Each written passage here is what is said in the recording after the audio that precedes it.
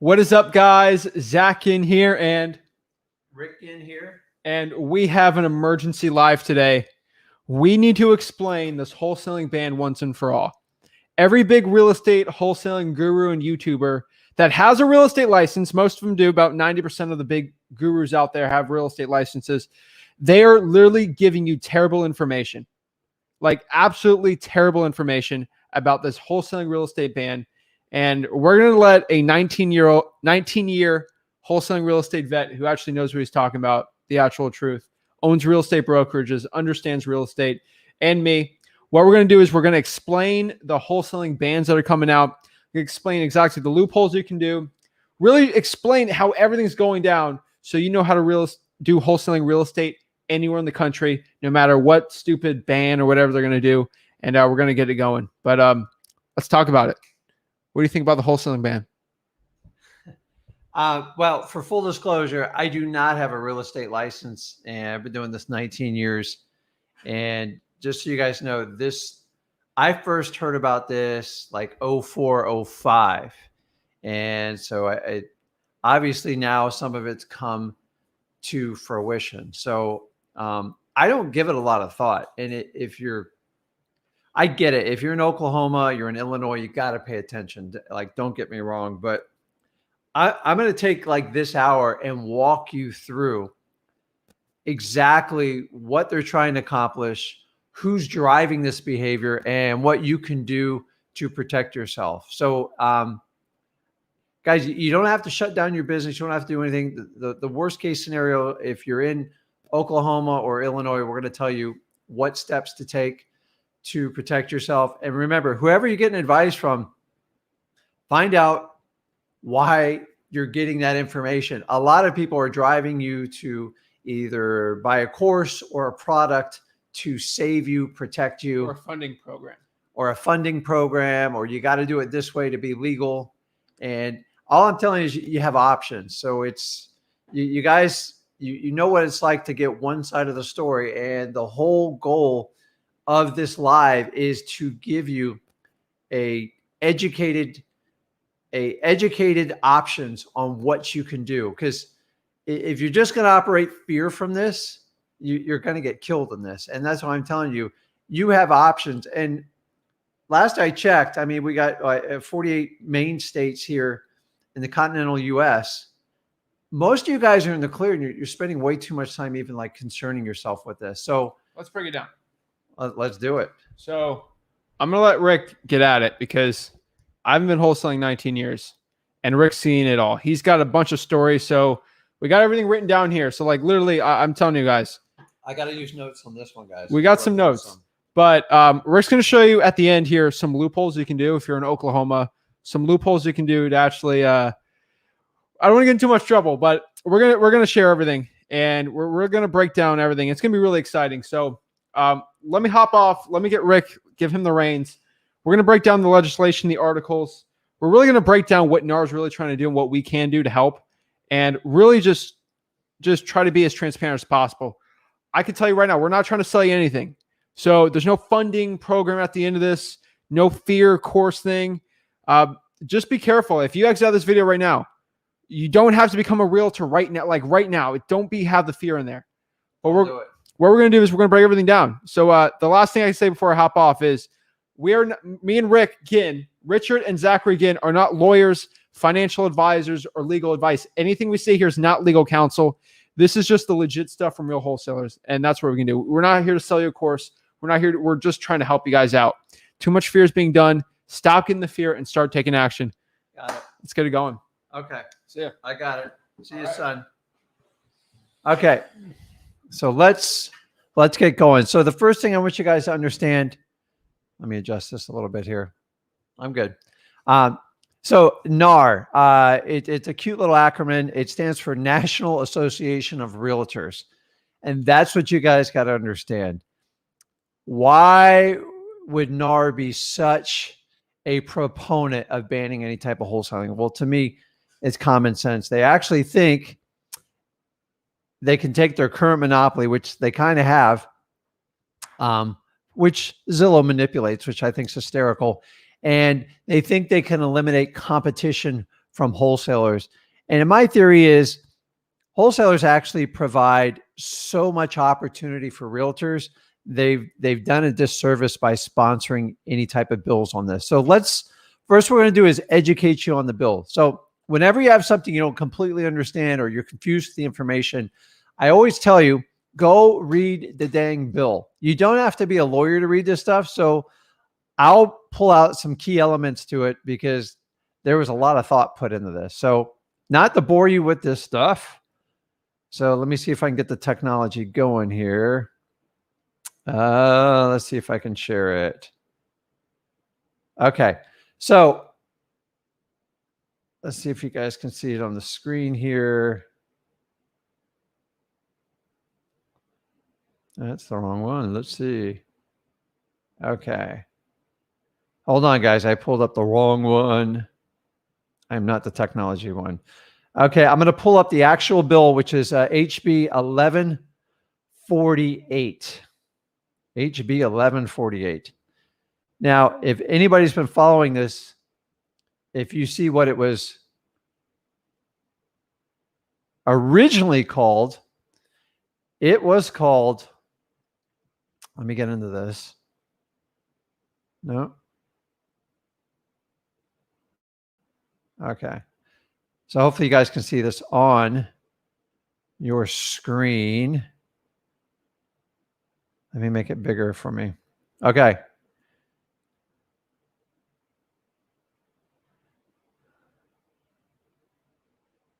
Oh boy. Okay, hold on. I'm going to figure out how to scroll on this. So I got to actually go into the window.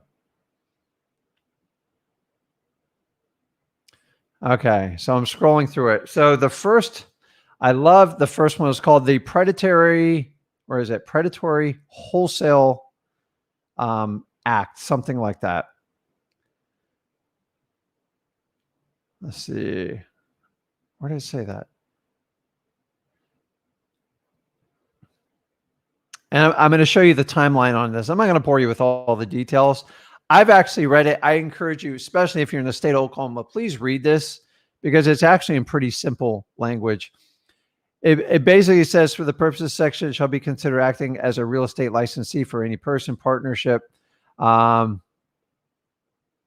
you guys read through this, it basically, I got to tell you, man, it's pretty airtight. It says, if you are a individual, a corporation, a partner, an officer, an employee, keyword here is trustees. You can't go around with a trust. If you're a beneficiary of the trust, you can't do an assignment of beneficiary. It even goes on to renting, leasing, exchanging, any trust, a property owner, prospective purchase without holding an active. It basically says, listen, we're the government. We're going to take away your ability to transact on real estate unless you purchase a license from us. So it's the same as when the federal government decided, okay, I know you used to fish before, but now you need a license to fish and you have to purchase that right from us and you're going to have to pay a price for it. But you know, the funny thing is, why do I have to park my butt and become a licensed realtor if I don't want to be a realtor? It makes no sense. I promise you, if you look into this bill, and I'll show you a little bit later, this bill was 100% lobbied by the National Association of Realtors. You guys, it's common sense why they want to do this. But I found one really interesting. So you guys know I love bird dogs. They've actually gone after your bird dog. Check this out. This is a lot of information, but they've condos, apartments, duplexes, everything there. Let's see here. When a person receives a resident referral fee means a nominal fee not to exceed $100 offered to a resident for the act of recommending a property for lease to a family member, friend, or coworker, or sale. That basically means, and by the way, they go on to transient living, possibly even talking about like Airbnb could be like on the plate on this. This bill is really loosely written. And So basically, you can't give a referral fee, which has always been the goal of the National Realtor Association, because they want, what's their business? For as many humans as possible on this earth to pay their, what I call, initiation fee. That's the whole goal of this, guys. Yeah, I'm sure they've had some complaints about wholesalers, but do you know how many complaints there are with realtors versus wholesalers? It's got to be 50-1. So realtors have a policing agency is through a brokerage. Why me as a wholesaler have to go through that just drives me nuts. So let's stop this. Guys, go and read that bill on your own. I showed you where you can stream that. So let's go to the next one here. Let's look at the tracking the bill. So I just want to show you some more evidence of what's going on here. Let's see.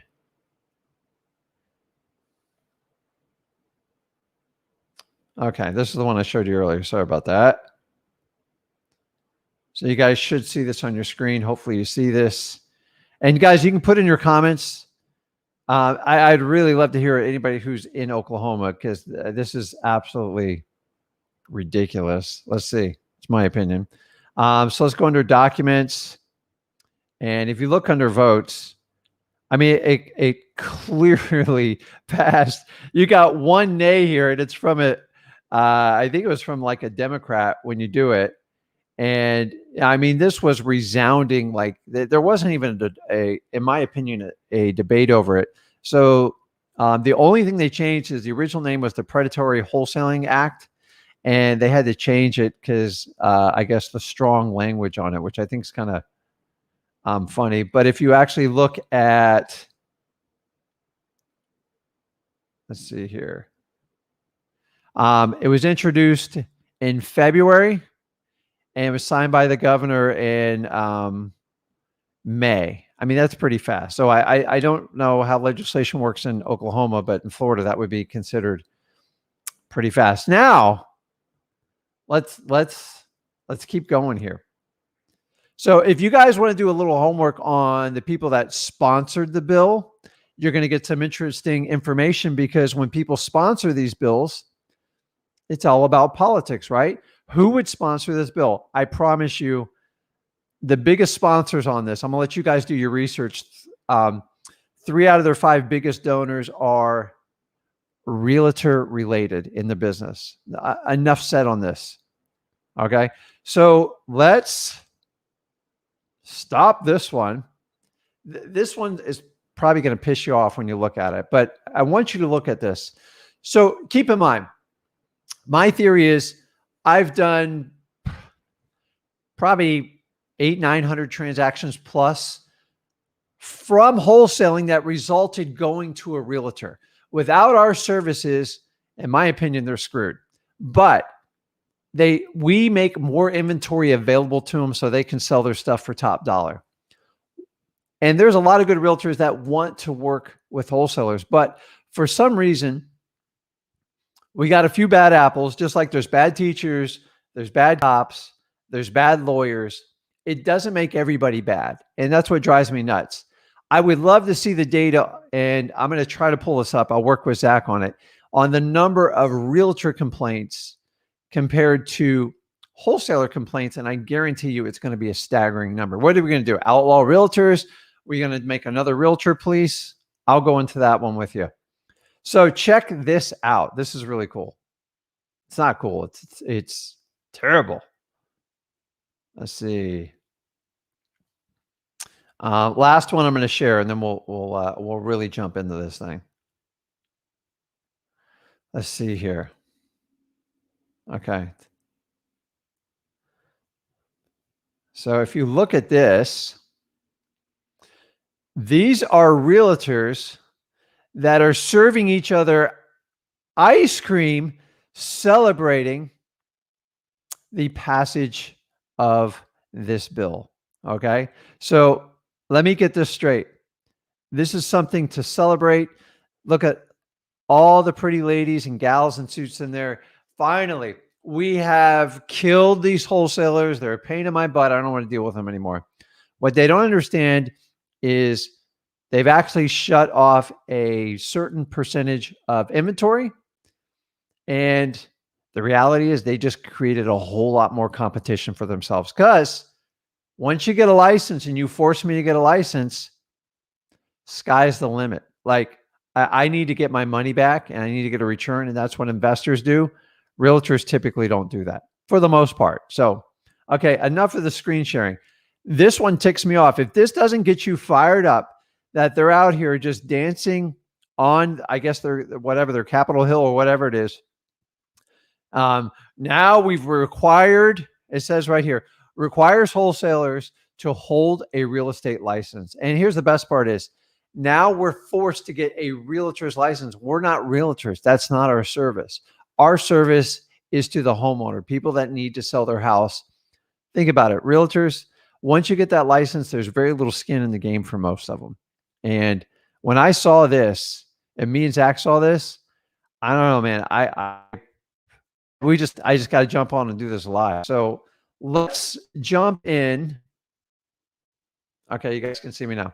Let's talk about this. So I have some key points. I promise you we're going to do a little bit of Q&A, but it's going to be a little bit shorter because I'm going to give you my 19 years experience of dealing with this subject. So be careful of who is telling you. Let me shut this off.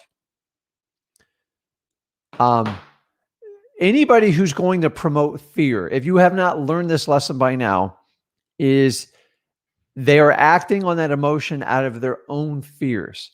Realtors, instead of trying to work with most wholesalers, somebody sponsors a bill like this, and I think it's going to backfire in the long run for them. But I got so many things I got to talk about here. I see so many videos and so many people commenting about what you need to do to protect yourself. Guys, 2 states out of 48 on the mainland, unless you're in Oklahoma and Illinois, you do not, I repeat, you do not have an issue. Stop making an issue where it doesn't exist. I'm in Florida. I do not currently own a license. Actually, I own a brokerage. I don't have a license. I don't need a license. And I'm going to tell you why I don't have a license. So let me tell you how this works. Okay. So say I feel bad if you're in Oklahoma or Illinois, and I don't know all the details in Illinois. I know they're fighting like heck, or it's already passed. Let me know in the comments. Once you get a license, you are now subject to all fines, levies, and any type of judgment against you. So this is how a license board works. The National Board of Realtors, basically, they have, you call them zones, districts, whatever you want. But like in the state of Florida, like there's a zone for like South Florida, there's one for North Florida, and one for like Central Florida and the West Coast. Once you pay those fees, and by the way, guys, the fees are not cheap. So it's usually, there's different types of fees. So you got to get your license first of all, and that's going to particularly be with your state. And then you got to get access to like the MLS, and that's where they all kill you. So it could be $1,000 plus. And then you got to get all sorts of other things. You got to get insurance. And then you have to have a physical location. Guys, this whole thing starts when you do it. But here's the key thing. Right now, as a wholesaler, if you want to complain about what I'm doing, there's only one person you can go to. You know who it is? It's my mom. Okay? My mom will straighten my butt out like at a heartbeat. She don't need a board or anyone to tell us. That's it. You can go to the state of Florida and complain about me. They can open an investigation and check it out. And if there's nothing there, there's nothing they can do. I have to break a law for an action to take place against me. Now, when you enter a board, you're going to sign a nice thick packet, probably similar to a mortgage, says you are going to abide by all these rules and regulations. And anytime there's a complaint filed against you, you now have to answer that complaint. So it's like its own mini court, but here's the catch. There is going to be a broker / realtor like a board of, I think our panel is a 6, and you have to answer to these. And they are going to be the judge and jury if you violated something within the NAR. Okay. That doesn't mean you violate a state law. So you can follow the state law perfectly and still have violations. If you guys go get your license, that's what I'm telling you. Do not, in my opinion, a lot of people are going to hate me for this. Do not get your license unless you have to. So I'm going to give you some ideas, workarounds, and what I actually do in my current business. So I'm going to walk you through, this happened to somebody I know. He doesn't want to come on here, and I'm very aware of it. But guess what? When you do assignments and you put them on a HUD, guess who gets to oversee some of that stuff? You're right. The NAR. So whatever your realtor association is in your area. And if you get enough complaints about you, and you will, all wholesalers, listen, let's face it, most realtors are either jealous of what we do or don't play well with others. And not all realtors are like that. So I know a lot of good realtors I work for, but for the most part, that's how this bill winds up. Somebody starts crying to somebody, and then somebody up top just says, you know, who can help get us this bill through? And they go, hey, let's go to NAR. So I'm going to give you a real life example, and this happened, and it's somebody I trust, know, and have verified. So they got all freaked out about, you know, oh my gosh, I got to get a license. By the way, every realtor I do business with tells me I need a license. I've heard it thousands and thousands. Actually, I just got told the other day on a deal. And by the way, one of our biggest buyers are brokers and realtors in my market. Right? Because they know their buyers and they act fast, but they say, oh man, you need to get a license for what you're doing. And I always ask them, why do I need a license? Because you're transacting on real estate. You really need to. So this individual decided to take this course of action to protect his business, doing tons of lots of assignments, an occasional flip, but was doing a lot of transactions, 20 to 30 a year. He had one large assignment, and flat out assignment, and I believe it was 6 figures. Well, guess what? A realtor got a bug up their butt and decided to make an official complaint about him. No big deal. He responded in writing within the 30 days or whatever it is. And I guess it ticked off someone so bad, he actually had to go to the board and appear in front of an ethics committee. And by the time it was done, ready for this? They ruled, because I'm not going to go into all the details of it, that they felt there was an ethics violation. Remember, ethics is not a law. It's a standard of practice that you're held to.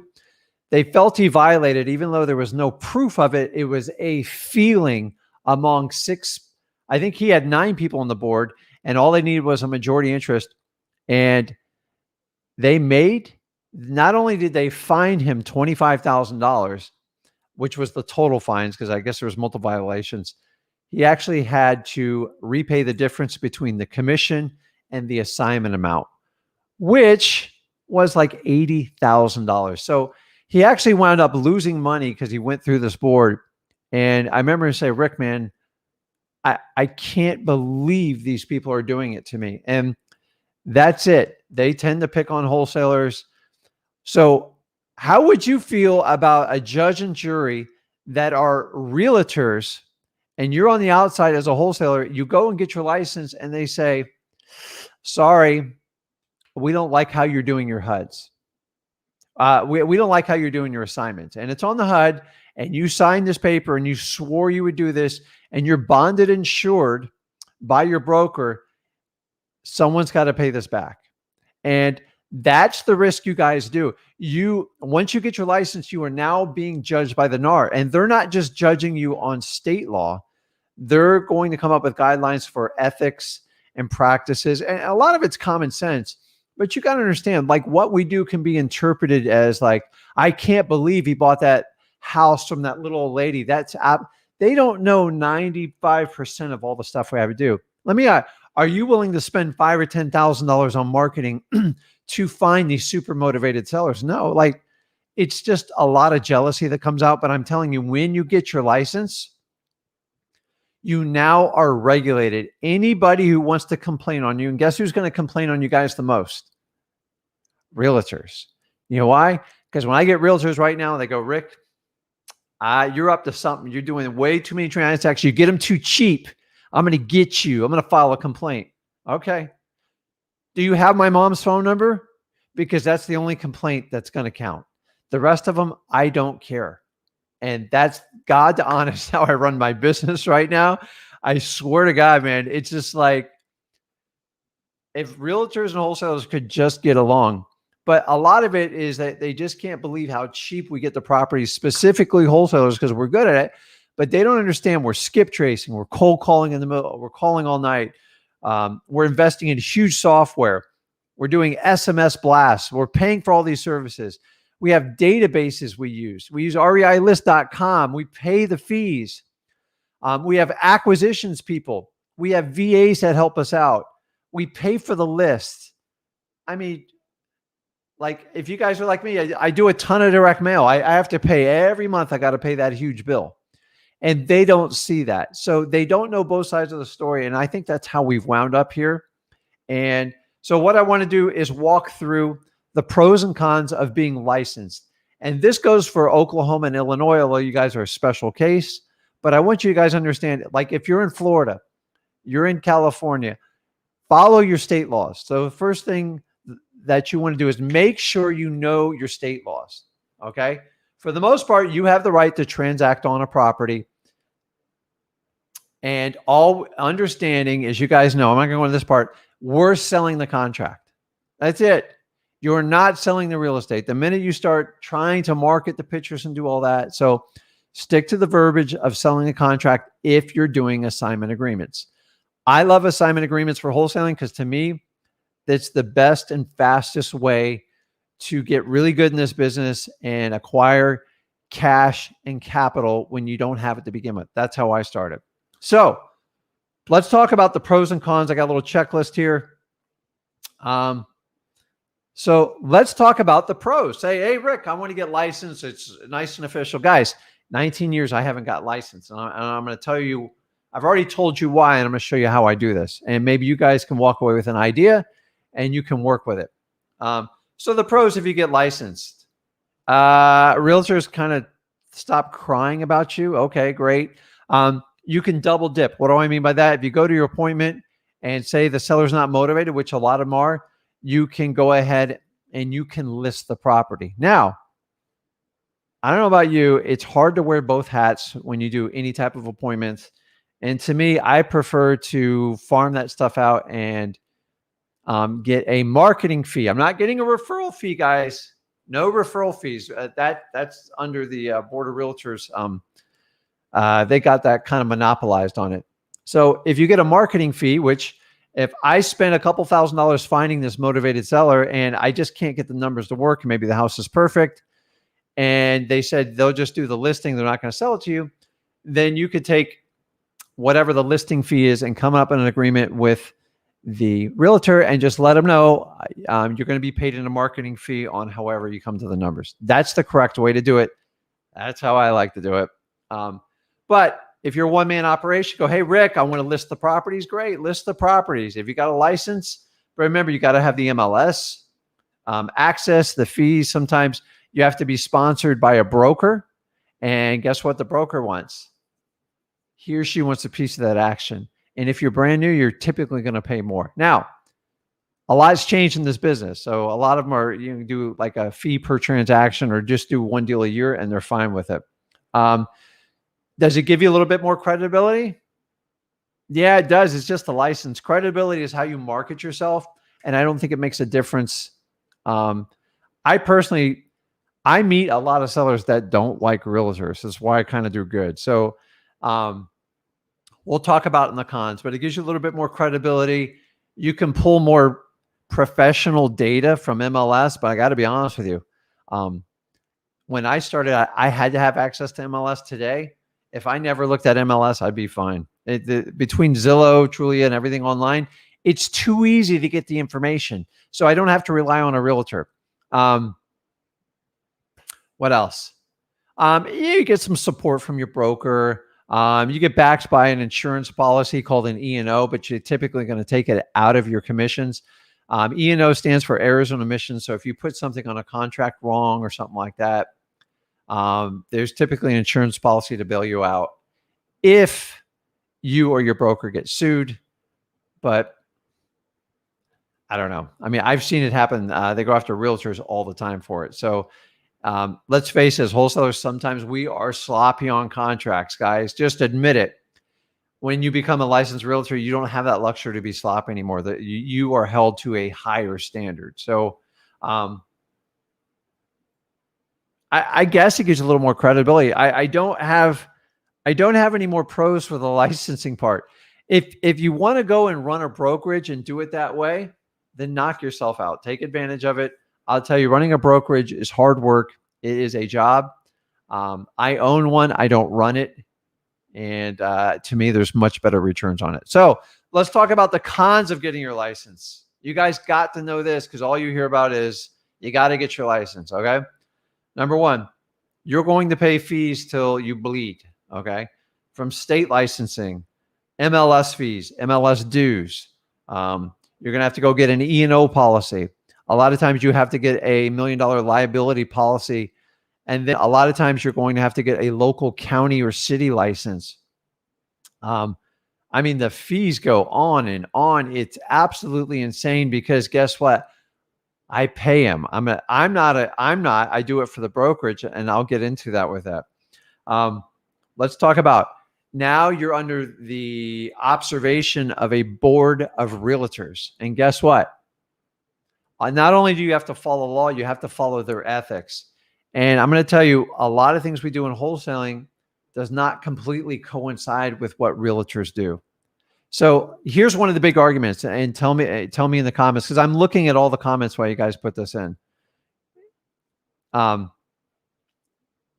You're under a ethical obligation to a fiduciary responsibility to the client. I hear this all the time for realtors. Well, guess what? If the client is out of money, maybe they have some sort of deathly illness and they need to go seek medical treatment or be closest to their son, my responsibility is to give the seller what they want.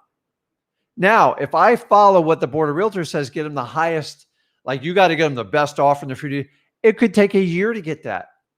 And actually, they will actually wind up netting less. And who's going to pay the mortgage? Who's going to do all that? And to me, it comes a huge conflict of interest.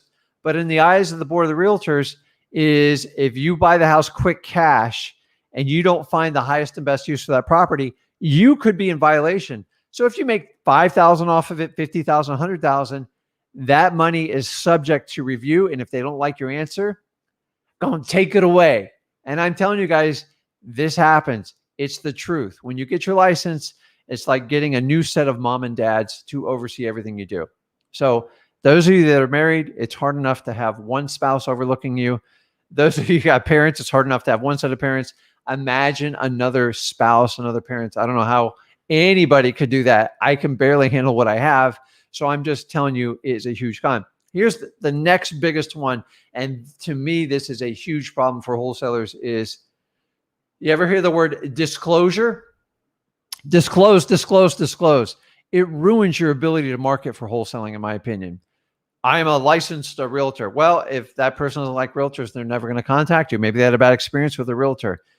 Everything you do has to have like all your stuff on it, all your branding and everything. And it ruins a lot of what you guys are trying to get your message out there. And I'm just telling you right now, you need to understand this. If you get licensed, you have to put it on everything, every postcard.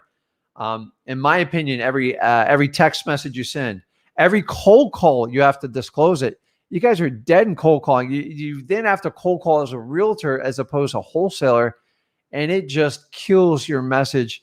I got to tell you, that's probably one of the biggest reasons I've avoided it. Complaints, disclosures. Guys, I don't know about you. If you became a wholesaler, the last thing you wanted to probably be as a realtor. If you like to wear both hats and you can do it, then great. I'm just giving you both sides of the story because everybody seems to be getting one. So The question is, should you be licensed or not? It's a personal decision. So let me explain how I run my business and do mine, and maybe that'll shed some light on it. And I promise you, we'll do Q&A. So I'm not a licensed realtor. I've been that way 19 years. And thank God I didn't get my license, because I've had some really strange stuff that's happened. And the longer you do real estate, the more you'll see like freak things happen. At some point, you might get sued. Guess what? When you get sued as a realtor, whole new ball game. Whole new ball game. You are now held to a much higher standard than any wholesaler or REI guy is going to be held at. And guess what? I keep forgetting to mention, when you become a realtor, not only do you get the extra set of parents or spouse with the board, you also get a broker. You have to submit all your paperwork. Guess what, guys? When you do your assignments and you write your 1 or 2 page contracts, if you do that, your broker gets to review it. Are you kidding me? Like, that's proprietary information. I don't want to share all this information with them. We're all fearful about somebody stealing a deal. Like, what happens if the broker's sloppy, or what if they, I can't tell you how many brokers agents come in. How do you get these houses so cheap, Rick? I don't explain it to them because they're never going to listen. They just want the magic shortcut pill to benefit from all mine without any of the pain, none of the training, the time, the energy, and definitely the money. So I don't explain, and it pisses them off. If I was a realtor, I would probably have thousands of complaints by now. Thousands, guys. That's why I'm not a realtor. So my wife is a licensed realtor. She's actually my broker, and that's how we did it. Back in 2006, I convinced my wife to leave as a teacher. And to be honest with you, she loves teaching to death. She's very passionate about it. But honestly, I told her they were running it more like a corporation. I said, I'll do one deal and pay for your salary. She goes, go do that. I'll do that. I came back 2 weeks later. I gave her a check. And that was it. We never looked back. It took us a long time to figure out kind of our yin and yang, but she is now basically in charge of dispositions in her company. And she is a realtor that knows how to talk to other realtors. And then we have a wholesale division in our company that doesn't require a realtor to talk to just regular cash buyers. And that works well. And I'm always looking to protect my wife. I don't want to expose her to unscrupulous realtors, but it happens, guys. Like, realtors, they don't fight as much when they find out the other one's a realtor. The minute they don't think you're, the minute they know you're a licensed real estate agent and a wholesaler, they are all over you. And I don't know why it is. So if you can separate, if you have a partner or a spouse and they can become the licensed realtor, at least you get some separation. It solves your disclosure thing on your marketing. It also helps you when you write contracts. And think about it.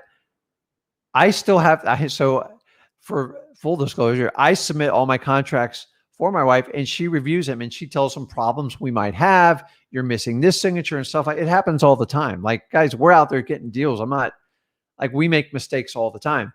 And what she's trying to prevent is people getting out of contracts or contracts falling apart or having a problem with the title company. And if you can do that yin and yang and do a little bit of separation, if you have that ability, family's great if you can do it, but maybe you bring on, maybe it's the partner in your business that does it. Maybe it's your brother, your sister, your wife, whatever. Guys, the realtor exam is a 5-year-old child can pass it. It's not going to teach you real estate. They want their fees. They want to sell booklets. And guess what? They want to sell you a real estate course and a training. And I just laugh when people go, I just got my real estate license. Like, it's not going to solve anything in your life. It just gives you the ability to pay the government a fee for you to do what was taken away from you originally. So passing the real estate exam is not that hard. I'm just telling you right now. So I don't know. It's like $500 if somebody wants to comment who's taking it. Wholesaling license is a thing. So it's not a wholesaling license. You actually have to go get a real estate license. And that to me is what is just ridiculous in this whole thing. I have to get a real estate license. So let's talk about what to do if you are in Oklahoma or you're in Illinois And I'm going to walk you through some of the processes. And let's see what else I got here. And then we're going to open it up in a Q&A and just have fun with it. Guys, listen, you do not operate out of fear. You can't get anything in your life done out of quality. Fear is there to protect you, to save your life. No one's going to die from a wholesaling ban. You just got to find a way to play nicely with them. So if I'm in Oklahoma or I'm in Illinois, by the way, you don't need to take someone's course or join someone's program to secretly get you this funding to make it work. So the first thing I would recommend, if you're in a state that specifically says you can't do it, or there's going to be a penalty and we're going to go after you, which they probably will. And guys, I want you to keep this in mind. If you get caught dipping your hand in, say I'm in Oklahoma and they pass it, and say it's a 5 or I don't know, I'm sure there's a monetary fine and it scales up, and you get a fine for it,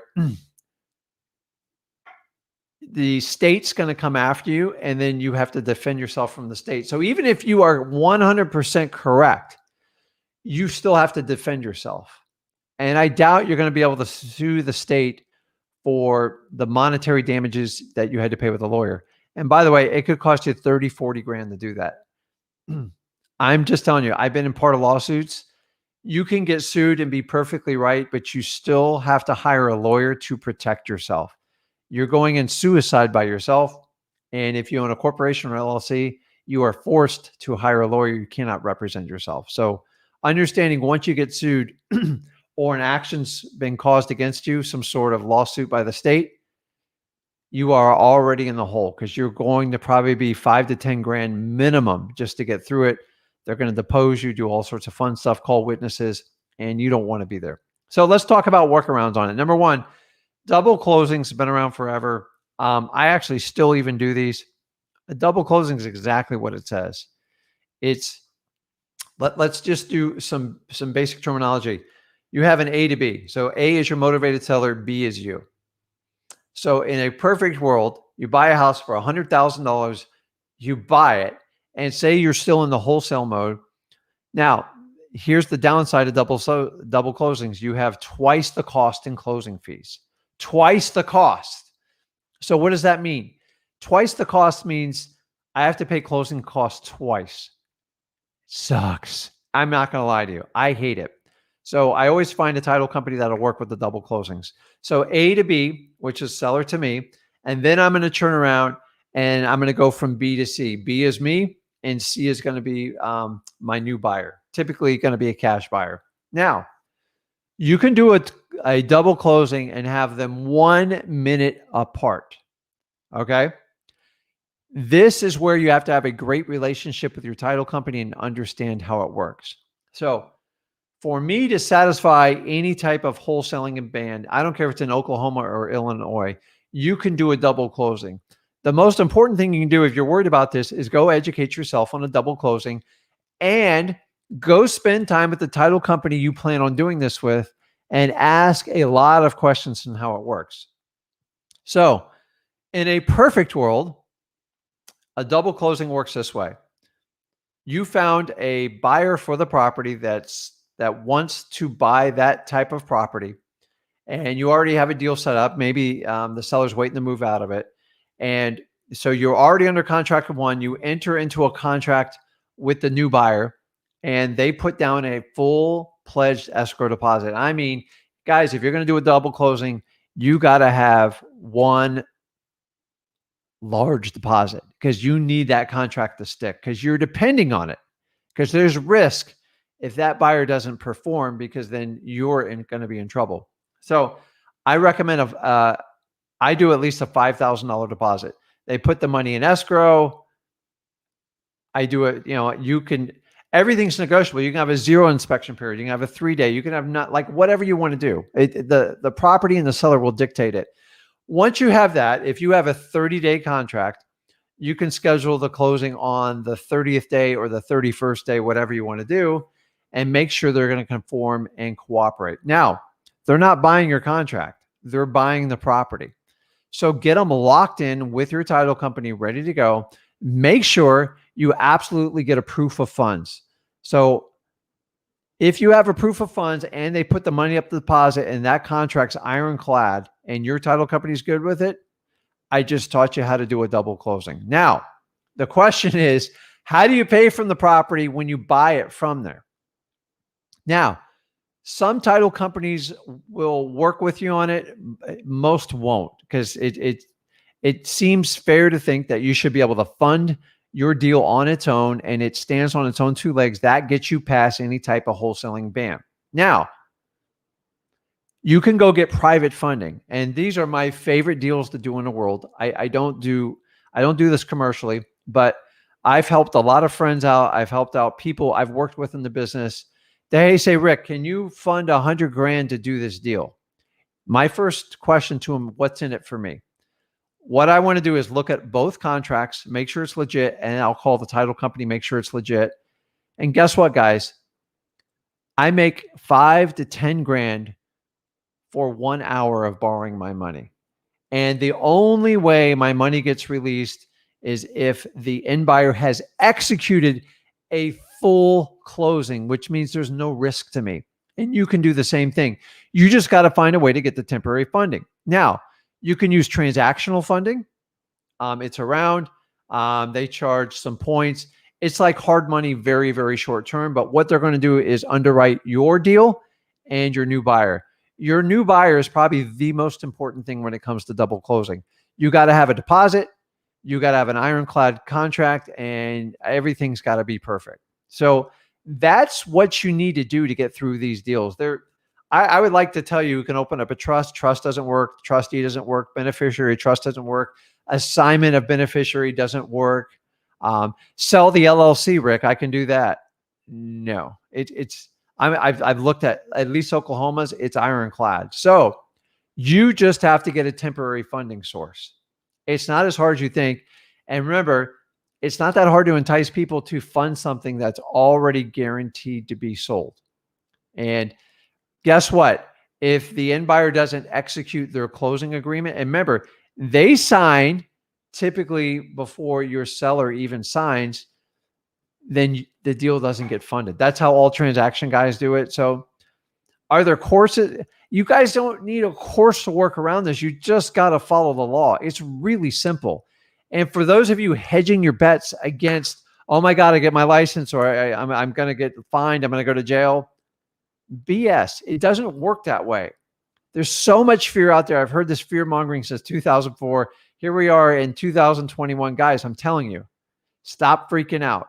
Just follow the process. So if we do double closings, you can do transactional funding. It's really not complicated. I guess if you have to use hard money, you can. Hard money is really designed for long-term fix and flips. And they're not really interested in moving their money for like a day or two. Now, Rick, oh my God, that's going to cost me so much more money. Now, I want you to understand double closings. Your real cost is in the 2 sets of closing. So you're going to have to pay some sort of documentary stamps in your state. I'm going to let you on. So you got to pay the doc stamps because the state wants their take, and they have no problems with you double closing. It's double money. You also have to get a title policy. Here's a little key for you guys. Ask your title company, if I do a double closing, is there a reissue credit? Typically, you can get it reinsured for up to a 60% discount. That saves you some money. Remember, when you have your end buyer buying the property and you're doing a true wholesale deal, they're typically going to pay the closing costs. So you don't have to absorb everything on most closing costs. So the biggest question I get is, Rick, what's the average cost of a closing? I'm in the state of Florida. Like you can use 1.5% to 2.25%, depending on what kind of fees you negotiate. You guys can chime in and tell me what kind of fees you guys are being charged in your state.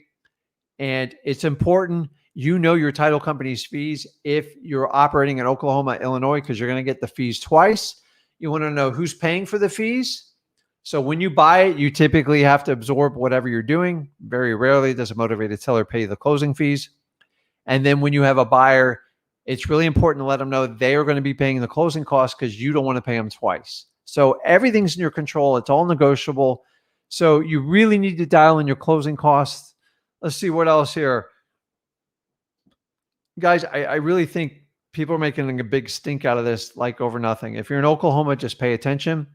Find a way to structure double closing. Worst case scenario, and I'm telling you, worst case, go get your license, but understanding there's going to be some scrutiny with it, and you definitely have risk, and you're definitely going to have fees you're going to have to pay. So, and by the way, to make sure they keep that money train rolling in, you got to constantly be recertified, and I don't get it, man. Like, I didn't get into wholesaling to become a licensed realtor. If I wanted to do that, I would have done that from the get-go. Why don't we make all realtors to be licensed wholesalers so they understand what we do? The reality is they don't want to know, they don't give a crap, and they look at us as competition when in reality, we actually help them out. So let's dive in. Let's take some questions. And I really want to do as much quality. This isn't the typical, ask me anything. Let's talk about, what are your fears? What are your concerns? Is there anything I didn't answer for you? And I'm going to go through. I know I've been talking a lot here. So, and I promise you, I only do this once in a while. It's just, I have 19 years experience. So Chris asked where we can see this link. Let me kind of take a look. HB 1148. So Chris, all you guys have to do is Google HB 1148 in Oklahoma, and you can pull up the actual bill. So it's been passed, waiting to see what the penalty phase is. And I guess people can go celebrate with their realtors. It's so funny. So here's a good one right here. So Millionaire Dropout, I'm in Florida. Are we screwed? No, you're not screwed at all. Do what you normally do. Don't buy into any hype, course, fear. It's just fear mongering. I guess the whole goal of the NAR is to make everybody a licensed realtor. Why? It's all about money, guys. That's all it is. All it is about money. As I said, if you tabulated all the realtor complaints to the state of Florida, state of Oklahoma, state of Illinois, whatever state you're in, I promise you, it would be like a mountain. And then you're going to see, yeah, are there bad wholesalers? Absolutely. But you can't regulate everything. It's ridiculous. So, yeah, don't get me going on this, man. Like, I get pissed off about this, guys. I've been told so many times, what I do is illegal. It's wrong. As I said, if you guys want my mom's phone number, I'll give it to you because it's the only complaint that counts in my book. So once you become a licensed realtor, you have to give a crap. You have to understand you got a broker you got to answer to. You got the National Board of Realtors you have to answer. NAR you have to answer to. And guess what? Your assignments, your wholesale deals are all under scrutiny now. And a lot of eyes are going to be looking at them. And that don't sit well with me. So if you're in Florida, don't even worry about it, man. Actually, I think you're in great shape. I don't think they're going to mess with it. And until the realtors get their claws in on some sort of politician that press this through, I worry. But guys, just do the right thing. Like, you should be out for a win-win situation, people, to help people out. We don't take advantage of people. There's an exceptional few that do stupid things, and I cannot speak for them. But you got teachers, cops, you've got lawyers. Guys, we read about this every day. There's just some humans are just bad. So putting everybody under a blanket license that has really nothing to do with wholesaling doesn't fix it. Guys, there's a money train driving this thing, and everybody wants you to be a licensed realtor. And I hear a lot of wholesalers say, and I used to say this a long time ago, it's just naive, is that's fine. Make everybody licensed. It'll just make my competition less. It's ridiculous, guys. We're here to help people out, create win-win situations. A good realtor is trying to solve a homeowner's needs. A good wholesaler is trying to solve a seller's needs. I just don't know why we can't all get along. So, Guys, it's nothing specific, but like, why do I need to buy a course from someone that provides a specific type of funding? How do you think that works? It's always about money in this business. And like, I don't have a problem. If you're going to solve a specific problem, knock yourself out. And if it works for you, I bless it. But if you don't understand it, you're just going to buy it out of fear, then that's on you. And the point of this entire live is to tell you there are two sides of the story. Why you have to buy a course or get in a funding program if it's not been legislated in your state, why are you bothering doing it? Make sure you sit down and you have a business plan, okay? And if your business plan is do a ton of real estate, if you could have a licensed realtor on your team to work with you and help you, but I love this separation of powers. There's a reason for it.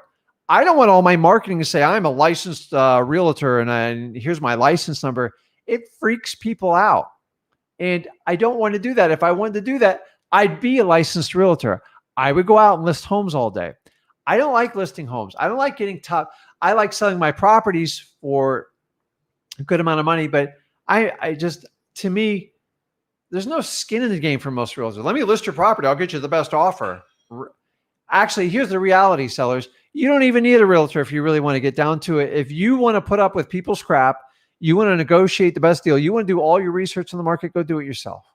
But I mean, that could be your attitude with realtors. I'm not knocking anybody's program here, guys. If it's solving a need for you, do it. My question to you is, if you're in a state where wholesaling is not banned or illegal, why are you guys worrying about it? Why are you even considering funding or doing any of these courses? If you do the right thing, you help people out, you create win-win situations, you don't have a problem. You're just going to create it. So, okay. A comment here. It says realtors are the reason it's happening. They can't stand the fact that wholesalers are making more money than them. I don't know if that's true, but I work with a lot of realtors. So my realtors understand, but I've been doing it 19 years. But I gotta tell you, the first 3 years, it was like hitting my head against the rocks because the realtor only understands the realtor world. They don't understand the wholesaling world, and they don't understand how much time, energy, and money we spend to find these great deals. They rather just scrape the surface and take those commissions and get total retail and put their client through heck. And there's a certain amount of clients, guys, and you admit to this, that don't want to go through that dog and pony show. They don't want their house inspected. They know their house has issues, or they have somebody in the family that has medical issues. Guys, I've done thousands of homes like this. If they hired a realtor, it'd be a disservice. So now if I become a licensed realtor that's actually a wholesaler, it's confusing as heck and it doesn't make sense. So good question. Statement. Okay. So Samuel says realtor complaints versus homeowner complaints. So I think maybe he meant wholesaler complaints. I would love to see the stats on this. If anybody can get stats on how many realtors are complained to, and I'm not talking about the board of realtors or NAR, to their particular state of Florida, especially Oklahoma, especially Illinois, then maybe we need to, I mean, come on, guys, licensing only fixes so much. Seriously. Do you think running a background check is going to make somebody perfect? There's plenty of people run background checks that greed takes over to them and they do stupid things. You see it all the time. One of the biggest offenders is, you see lawyers like there's a big story out there about a lawyer taking millions of dollars from an escrow fund that he won from his clients. I mean, I didn't even know you could do something like that, but I guess there's a new low every time we talk about it. So I would be interested to see what the complaints is. Okay, so here's a question. Mike says, using an LLC when wholesaling and selling the LLC, isn't that loophole to get around it? Dude, do you really want to be a test case for that? So here's what you need to do. If you're in Oklahoma, Mike, then you need to read the bill. I mean, word for word. And you got to understand, the bill is actually pretty clear cut. I mean, they have an entire paragraph on what you can and cannot do. And most of it talks about representation of the property. Remember, this bill is completely one-sided on the NAR. And you don't think someone sat down and go, what if they sold the LLC? I guarantee it's written in there. or the interpretations there.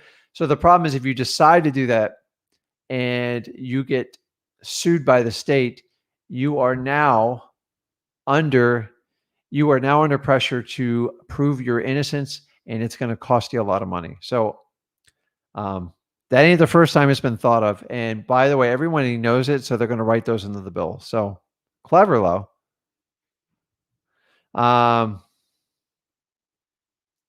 So Scott's got a good question here. He says, so they can't do a sale by owner.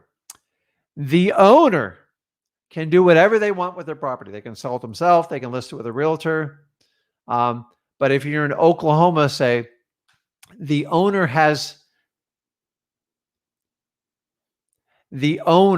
of the property, and guys, I'm not a lawyer, so I tell you to read the bill or go talk to your lawyer. I believe the owner has the right, the long-term owner of the property that can prove they're the owner of the property. They've lived in the house. They reside in it. It's a personal residence. I think they have the full ability to sell the property. So I don't have all the answers in this. So the people who tell you they have all the answers is just an interpretation. And keep in mind, 50% of the lawyers are wrong half the time.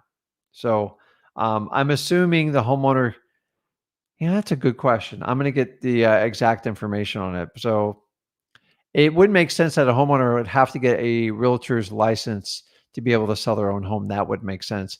I think it's anybody outside the owner representing it. So remember, if you bought the home from the homeowner and you went to sell it on your own, that would not constitute wholesaling a property. So I'm pretty sure if I'm right. Chime in if you guys know otherwise.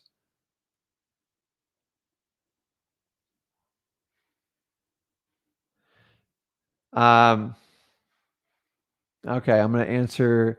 Okay, guys, so I got about 10 minutes. Let's open it up. Whatever you guys want to ask, dive in, take advantage. This is your free mastermind. I kind of went on and rambled a little bit too much, so I want to get you guys a little bit more involved. So Kevin asks, he's in the county of LA, is charging me $500 for a code and fire properties list. I told them about the FOIA and they came back with a state law.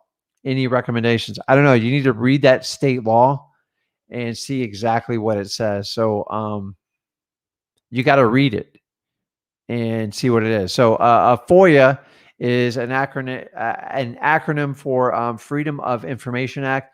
You can request documents from a federal, state, or county agency to get information that is supposedly be public record.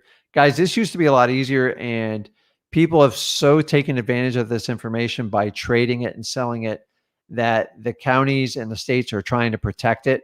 I definitely against, I don't know, I guess identity theft and stuff like that, or trying to stop people. But read the law and see what it is, because if $500 seems a little excessive, especially from the county. If you got it from a third party, that would make sense. So I'd love to hear more about that.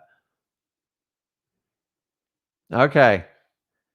Her last name is Paris, which is really cool. She ain't gonna hold back. So realtors are liars and hate wholesaling. It's not illegal and never will be. So I assume she's not in Oklahoma or Illinois.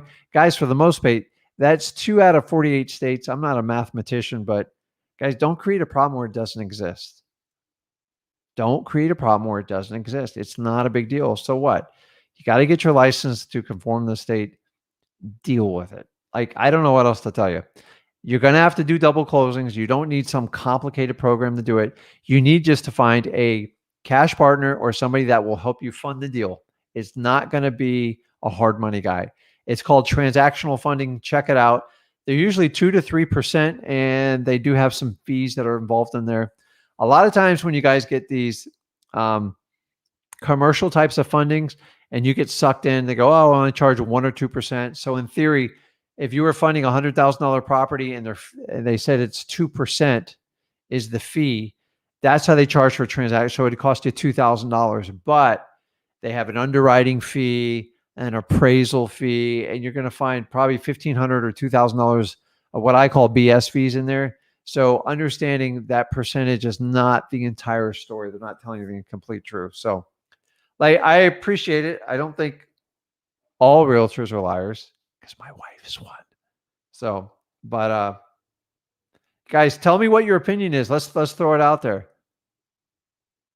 So he says he hit on the head. We just created more competition for themselves. So if I'm in Oklahoma and I have to do double closings, then I am going after every listing I humanly possibly can get. Because if I purchase the license right for it, I'm gonna get somebody on my team or get a partner or recruit a realtor, and I'm gonna go get as many listings as possible. This is how you fight back if you're in one of these states. Just throw it in their face. That's what I would do, because now I have to offset the cost of getting a license and keeping everything perfect and getting all my contracts underwritten by a broker. That's how I do it. So good observation. Like comments, you can't stop a private seller from selling your property. That's correct. So a lot of people say, hey, is this even constitutional to do this? I don't know, man. Like we talk about property rights and everybody always talks about, you know, the, our basic human rights. And you guys have seen what's happened over the last year, but this has nothing to do with what's going on in current times. This fight's been going on for like 15 years. I would love to hear if you guys have any political connections. I know in Ohio, we are fortunate enough to have people that represent the investment community, and they have watchdog groups that watch these bills when they pop up. Now, with technology today, and it's called, I think, Watch Bill is where we found HB 1148, is you can find out what's going on in your state. That's another way to stay ahead of it. Hey, Rick, is this going to be illegal? I need to know. You should know years ahead before it comes. So if I'm just starting out real estate like a lot of you are, that's the first thing I'm going to check out. It makes sure A, it's legal in my state, and B, is there any bills on the docket that are even proposing stuff like this? So good observation.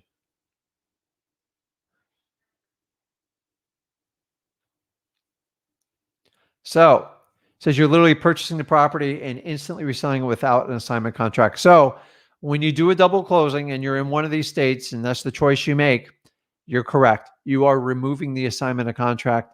You're just doing one contract here and one contract here, and you're kind of in the middle, but it's really, really tight. I've done them within like 1 minute apart. I've done them 7 days apart. I've done them 2 months apart. It's hopefully you have the buyer lined up. It's a little bit more work to get the buyer lined up, but well worth it. Guys, you can still do it. It doesn't change anything. People are always going to need a wholesaler. It's the bottom line.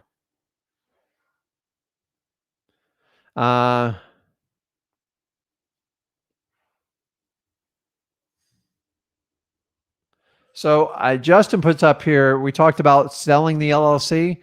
Now in Illinois, I haven't looked up the exact verbiage. So if you're going to do that, get the facts, don't get the hearsay. So whenever someone says, I hear, or I was told, guys, that's information you do not want to act on when it comes to transacting legal stuff in real estate. So get it from the horse's mouth, get it from the actual bill, or if you have an attorney you work with, which I advise everybody to seek out legal counsel to make sure you're covering your butt, specific to your state, and just ask them flat out, can you do that? Okay. Let's see here. Okay, we got a lot of LLCs, so same thing.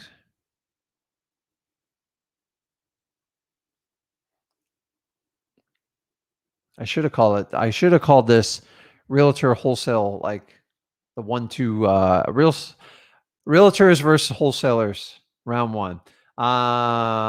This is crazy, man. Wholesale realtors, we have to stand together and fight back. Who's with me? I agree. So you fight back with your mind, with education.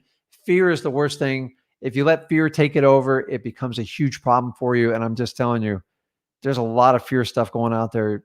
If you think you're going to buy someone's program to solve this, you're kidding. You're better off hiring a lawyer and talking to him, in my opinion, and say, hey, this is what I need to do. And then you got to go find funding. So when somebody says, hey, I have funding for you, I promise you, there's a Billy Club coming somewhere to smack you over the head on it. Someone's getting a fee to refer that person to you. maybe they've underwritten them and maybe they're reliable on them, but I promise you, they're just getting paid extra. You guys can go find these people out. They're just brokering you out on money. Money's not that, I don't think if you have a really good deal, you guys are going to find money. So, okay, wrapping up questions here.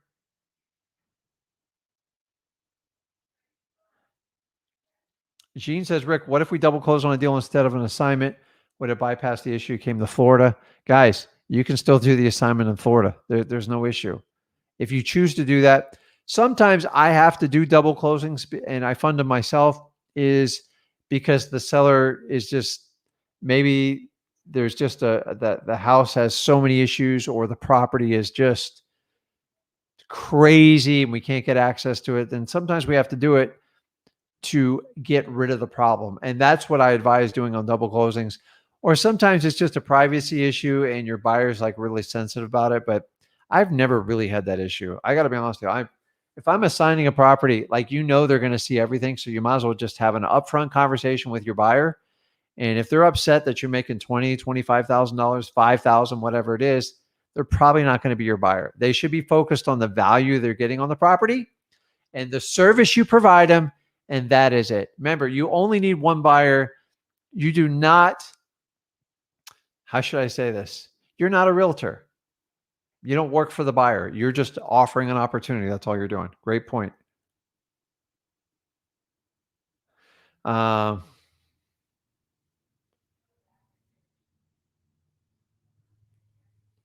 So guys are talking amongst each other, which is good. Okay, here's a good question. Let's see here. Lulu asks, when cold calling, should you disclose you're a wholesaler if the potential seller asks what company you work for? This would be my first deal, so I don't work for a company, nor have I created an LLC. So you don't have to disclose your wholesaler. You actually, I never even bring it up. You know what? You need to speak to people on a human level.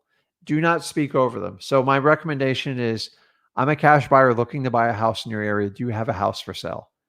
Focusing on your company name, if you're a wholesaler, if you're a realtor, is irrelevant unless you're forced by some sort of licensee to disclose certain information. Do not complicate it. Have a conversation with people. That's how we get really good deals. That's how we connect with people. If you go on a monologue about how you're a wholesaler or a realtor, you're going to churn them off every time. So that's just my recommendation for you. And I promise you it works. So I'm going to help you guys out. So Brandy, I appreciate the question. And she says, I've heard people talking about wholesaling licensee is a thing. So here's what I want you guys to do. And Brandy, I'm not picking on you. I'm actually rewarding you for asking a great question. But when you say the word, I heard, disregard everything after it. I can go on any social media platform and hear anything. You have to take that information in and decide what you're going to do with it. And if you're going to act out of fear or like you're going to make it part of your regular routine, then you're going to do a disservice. So when you say the words I hear stuff, honestly, I give no credit to it. I give, it's just gossip and people just like love to talk. Guys, there's only 2 out of 48 states. Stay focused here. Focus on what you're doing. You're looking for motivated sellers. I'm not going to spend for the next 30 days trying to figure out if I'm legal in my state. Find out if you're legal. And if you are, keep doing what you're doing. So Brandy, I'm not picking on you. I appreciate the question. But like I hear, or I heard, or somebody says, guys, I don't care what part you're in your life. You have to have a filter because social media is founded on I heard or somebody said, and there is no way to validate any of that information. All right, we're wrapping it up, guys. James says, good evening from Polk County. Know exactly where that is. Good to see you. Great deals out there. I've done quite a bit of business out there. Not quite a bit, but 5 or 6 houses. I don't even live anywhere near it. Let's see.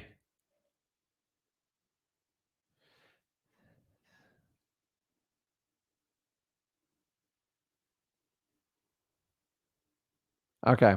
So I'm trying to find some questions that relate to us. So, and I promise you next week, guys, we'll open this thing wide open and it'll be predominantly questions. And I promise you, if you tune in next week, I'm going to jump a few people on here and we're going to have a lot of fun. So please tune in next week. And if you have any recommendations for topics, let me know. So this one was kind of near and dear to me just due to my experience level. Seth says, just do a simultaneous close. And if you can't get funding for the A to the B side of it, double close. So makes sense. Okay, guys, I'm going to answer the last question here. We'll wrap it up. DeAndre asks, what are the best times to cold call throughout the week? That's a two-part question. Number one, whenever you can, just do it. Number two, obviously, if you can do it in the evening time, it's usually best 4 to 7, something like that. It's typically just depends on. But if you can't do it by then, just do it whenever you can. So to get the message out there, talk to people. So many people are looking for that perfect opportunity. Guess what? It's never perfect. So we all have lives. We have families. We have obligations to take care of. So do what fits best for your schedule to get you started. And then the data will actually tell you what's going to be the optimum time to call. Because you know why? Because I talked to this gal and she cold calls from 10 to 12. And then I talked to this guy and he cold calls from 7 to 9. And they're both having amazing success because they commit to it and they do it. And there's no difference. So guys, I'm going to wrap it up. We've been on here just over an hour 15, hour 20. I appreciate everybody tuning in. Do me a favor. You can join us on Facebook on Wholesaling Houses for Real. Check us out on YouTube, Flip with Rick. We are the only, how should I put this? We are the only people out there telling you, in my opinion, the absolute truth, because I'm not a coach and B, I'm not a guru. I'm just a guy who does this business full-time in 19 years. And I see a lot of misinformation and a lot of people are being misguided. And I want to give you both sides of the story so you guys can collect information. I believe everybody should learn how to wholesale for free. It's just like when you learn your ABCs. It's the greatest way to get started in real estate investing. And you do not have to pay $5,000, $10,000, $15,000 to figure out how to get started in real estate with wholesaling. So tune in here, subscribe, share this video, especially if somebody wants to talk about the ban of wholesaling. Guys, 2 out of 48 states, you do not have a problem. Pay attention if you're in Oklahoma, especially Illinois, and you will get through this, I promise you. And I promise you don't have to become a realtor to get this license. That's just the shoe they're pegging you into. And guys, visit us on YouTube, Flip with Rick, Wholesaling Houses for Real. Comment, subscribe, share the video. Love you guys all. I love having you guys on here. You guys know my son, Zach. I'm Rick, AKA Dad, Flip with Rick. And I'll see you next Friday. Same time, same place. See you guys.